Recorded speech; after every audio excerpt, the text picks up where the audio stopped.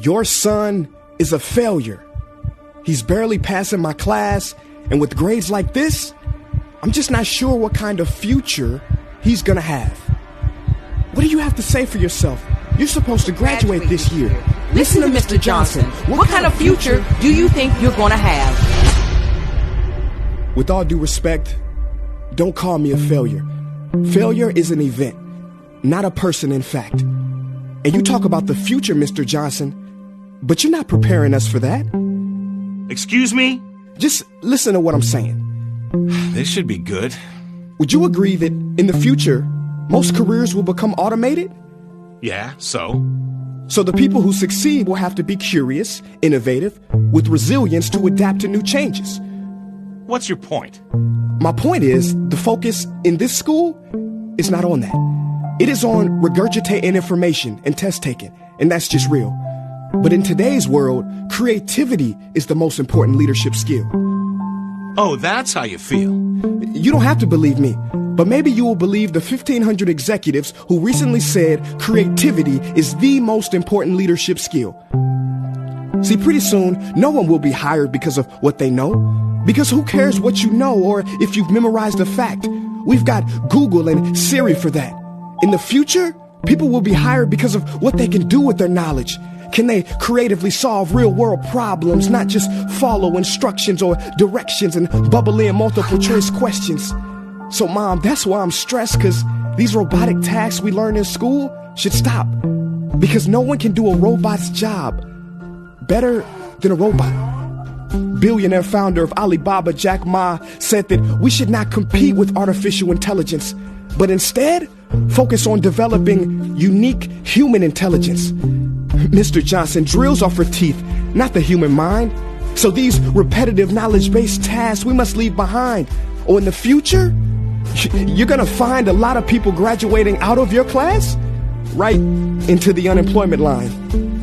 See, many top companies today don't look at grades. Mom, that old way is expiring. Google has been quoted as saying GPAs are worthless criteria for hiring. Founder of Tesla, Elon Musk, agrees. So I say this with unease and sorrow. If you continue to teach today as you taught yesterday, then you rob us students of tomorrow. Mr. Johnson, I'm gonna keep it real with you. Sometimes sitting in your class is tough. I'm constantly thinking, if I don't look up at the clock, maybe it'll speed up. So I listen to you do my work and pay attention, feeling like an hour had to have gone by. But it was only 3 minutes. So if you wonder why we're bored in class, look, you want to get a kid to hate reading? Give them this, a school textbook.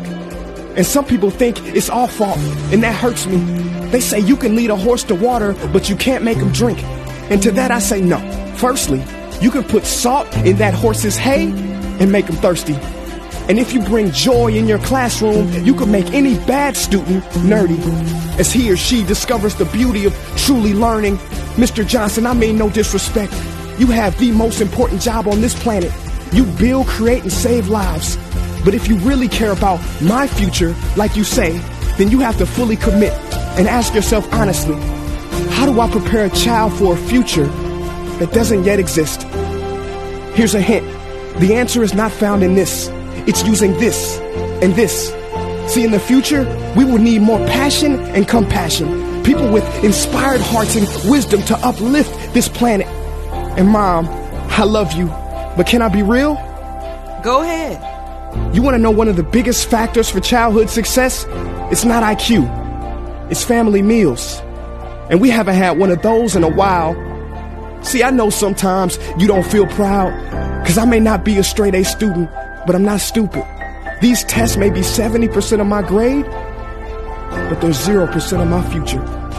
But don't worry, I'll pass this class and get through this. But I need you to give me the space I need to be me and live true. Because the best feeling in the world is that your own parents get you.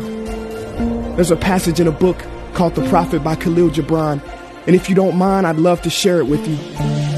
Go ahead. See, he says, your children are not your children. They are the sons and daughters of life longing for itself. They come through you, but not from you.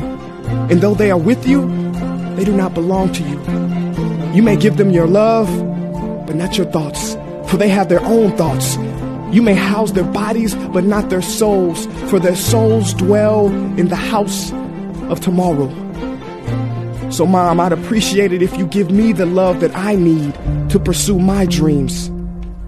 See, if we are to succeed, all three of us need behavior change on all fronts. We talk about the future, but the future is now, and it is created now by all of us.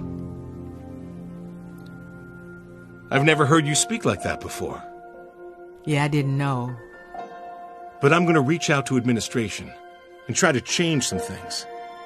You have my word.